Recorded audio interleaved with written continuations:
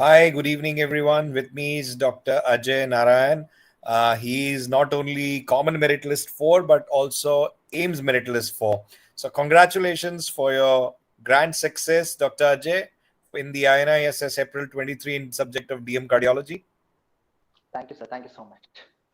So it's a pleasure to have you. I'm sure that you and your family must be celebrating this moment, and thank you for taking out your time and sharing your knowledge and your uh, uh, how you reach this destination, the journey with the other aspirants and the platform sharers and the other students. So Dr.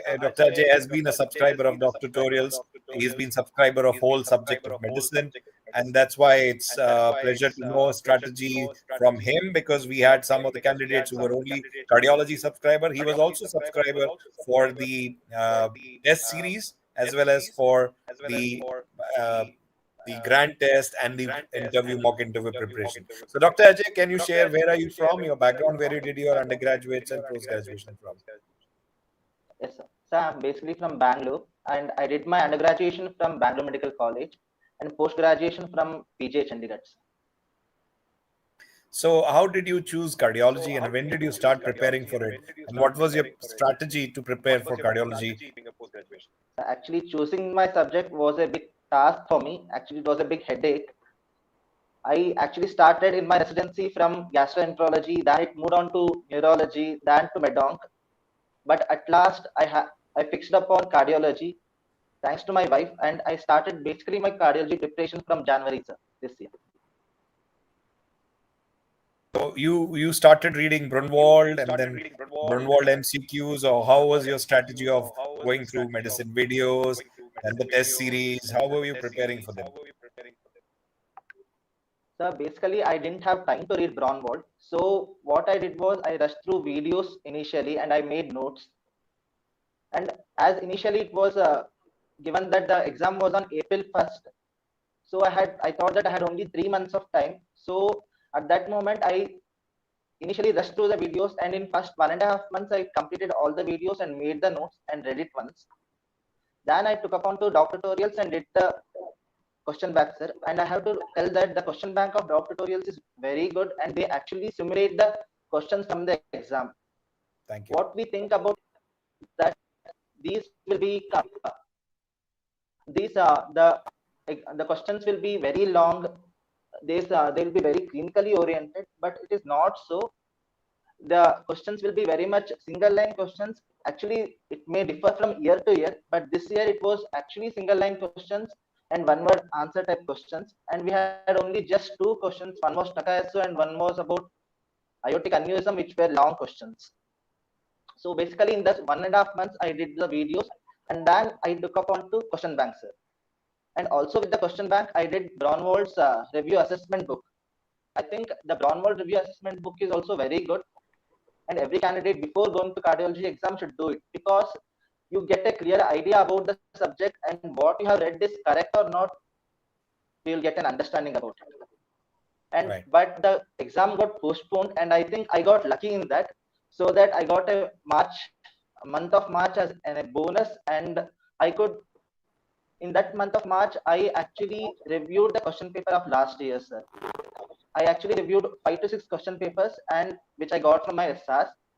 So from that, what I got to know was the questions from core cardiology, like ischemic heart disease and heart failure, were actually very less, not less, basically, they were asked. But the questions from miscellaneous were increasing, like questions from PTE, pulmonary thromboembolism, DVT, pregnancy. They had actually had more weightage than earlier.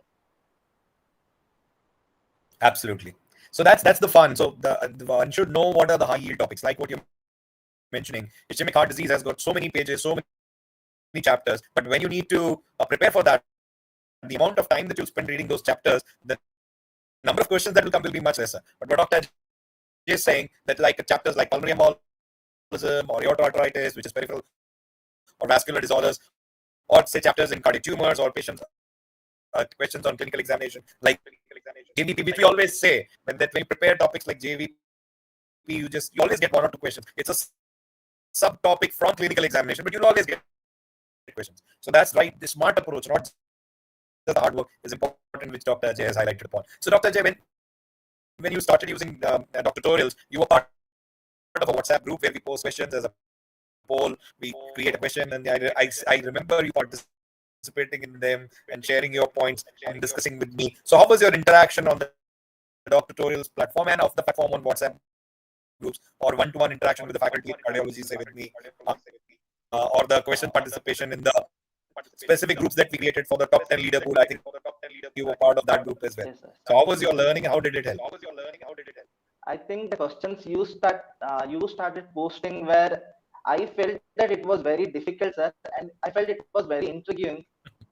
So I could increase my preparation as well. Actually, the questions were easy, but the options were so close that we needed a very good knowledge about the subject and very deep knowledge about the subject. Without a clear understanding of those things, we could not do your questions. So I had to go back and read it once again so that it actually helped me revise and actually helped me cover a lot of topics once again.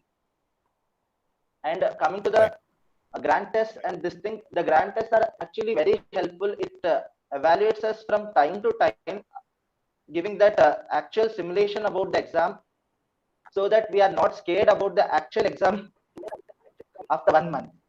So taking grant test is very helpful. If you are not also fully prepared, you can take the grant test so that you will get to know where you will stand and what amount of hard work you have to put so that you can improve upon yourself. So, where were you standing in the grant test? Was it always the top 10, or this is an exception? Because most of the times we claim that the grant test actually mimics the actual leaderboard that you'll end up with in the INI or the NEET assess. Yes, actually, I started grant test after February only, so I was always in top 10, sir. I used to get rank 2 or 3 always. Yeah, so that's the thing. I remember you, sir. That's why I asked you. So that's how usually it goes. Usually the grant test actually mimics what are the outcomes are. So that's fantastic for you to keep it up with the same way. So once the preparations were done and you appeared and you got that you've got an interview call, we also arranged for a mock interview. And I remember you appearing for it. So how was mock interview helpful for you when you were preparing for the same? I think the mock interview was very helpful, sir. Like it was not only for me.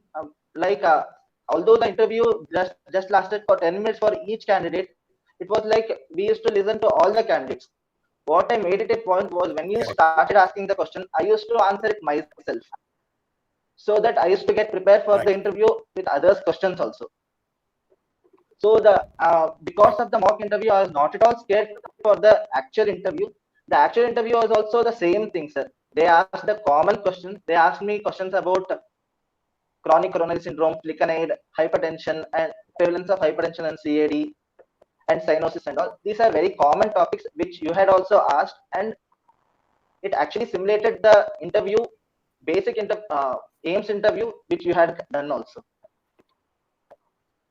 Right. So when somebody who's already decided how that he's going to appear for, say, next INI SS, what are the key endpoints that you want to share about the preparation strategy that they should follow? What are your tips that you want to give them? Yes, like if you had already decided what subject you have to take, first I think it's better that you cover the medicine part, because medicine part also has 25 questions, and if those 25 questions also go wrong, the rank can come down. If you are if you are a postgraduate doing your residency, it's better that you cover the medicine part first, so that it is helpful for you also in the postgraduate residency and for your exams also. And then you can take upon the videos and see all the videos. I don't think reading Brownwall cover to cover is necessary. Like reading Brownwall cover to cover is not at all necessary, because if you read Brownwall also, you may not be able to crack the exam. What is required to crack the exam is the specific points from the each topic, and your approach to each topic and your understanding about it. And solving the MCQs is very Absolutely. important.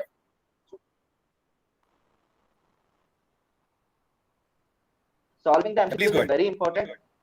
And MCQs from doctor to that you solve it from doctor tutorials, because it actually simulates the examination, and take the grant test from time to time so that you know where do you stand.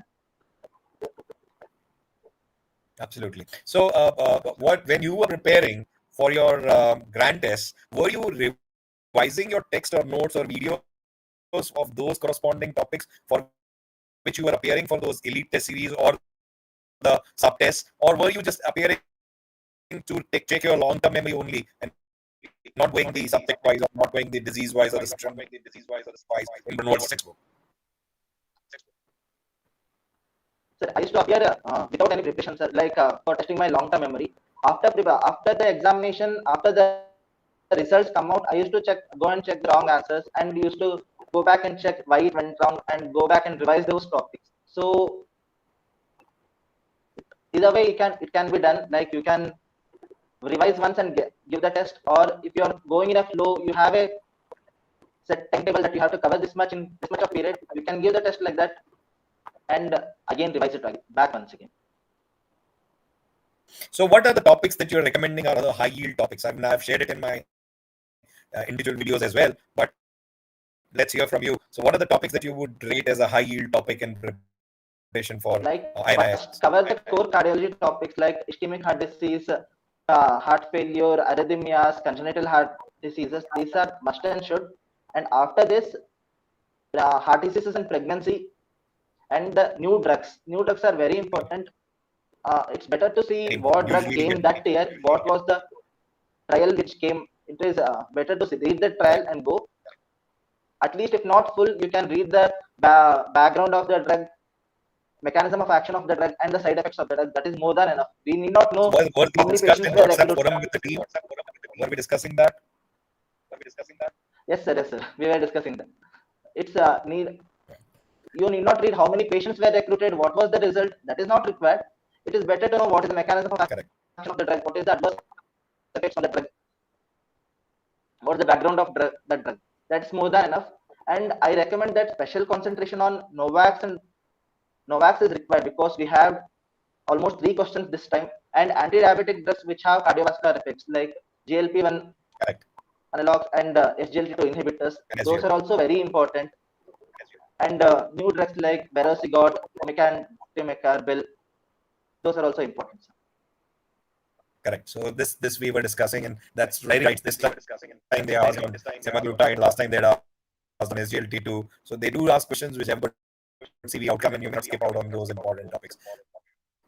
So why would you recommend somebody to join Dr. Torial's cardiology for preparation? What were the advantages, if you can, in a nutshell, tell you about